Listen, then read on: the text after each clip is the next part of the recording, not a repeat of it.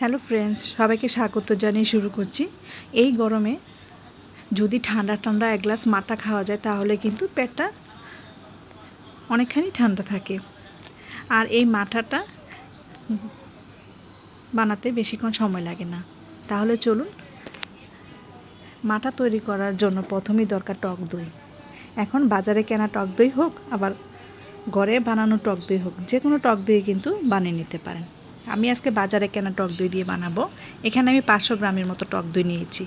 এখন আমি একটি বাটিতে টক দইটা নিয়ে নেব, নিয়ে হ্যান্ড বিটার দিয়ে ভালো করে মিক্সড করে নেব। একটু সময় ধরে করতে হবে। যখন মেশাতে স্মুথ হয়ে যাবে তখন এর মধ্যে আমি দিয়ে দেব 3 টেবিল চামচ চিনি।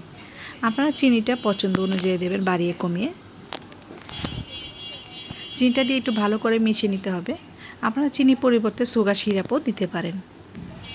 এরকম করে হ্যান্ড বিটার দিয়ে ভালো করে ঘুরিয়ে নিতে হবে। আপনারা চাইলে ঢাল ঘুটনি দিয়েও কিন্তু মিক্স করে নিতে পারেন। এখন আমি এর মধ্যে দিয়ে দেব 1/2 চা চামচ লবণ। লবণটা দিয়ে একটু মিশিয়ে এখন আমি 1 চা চামচ বিট লবণও দিয়ে দেব।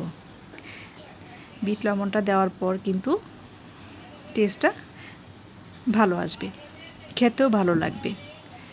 বিট লবণটা আপনারা চাইলে কম বেশি করে নেবেন। যদি বিট লবণ টেস্টটা ভালো না লাগে অল্প করে দিয়ে দেবেন। এখানে আমি 1 চা চামচ লেবুর রসও দিয়ে দেব। এখন একটু ভালো করে মিক্স করে নেব। আজকে আমি এই টক দই দিয়ে 4 গ্লাস মাঠা তৈরি করব। এখন এখানে আপনারা বরফ কুচিয়ে দিতে পারেন, আবার ফ্রিজের ঠান্ডা পানিও দিতে পারেন। আজকে আমি এখানে ফ্রিজের ঠান্ডা পানি মিক্সড করব, বরফ কুচিয়ে আর দেব না। অল্প অল্প করে পানি দিয়ে ভালো করে চামচ দিয়ে উপর নিচে করে নাড়তে হবে। ব্যাস হয়ে গেল আমার মাঠা। আমার এই রেসিপিটা আপনাদের কাছে ভালো লেগে থাকলে, যারা এখনও আমার চ্যানেলটাকে সাবস্ক্রাইব করে নেয়, আমার চ্যানেলটাকে সাবস্ক্রাইব করে পাশে থাকবেন। লাইক শেয়ার কমেন্ট করতে ভুলবেন না। এখন আমি একটি গ্লাসে ঢেলে নিচ্ছি। আমার মাঠা 4 গ্লাস হয়েছে। এই রেসিপিটা দেখে আপনারা বাসায় বানিয়ে কমেন্ট করে দেবেন কেমন হয়েছে। ভালো থাকবেন, সুস্থ থাকবেন।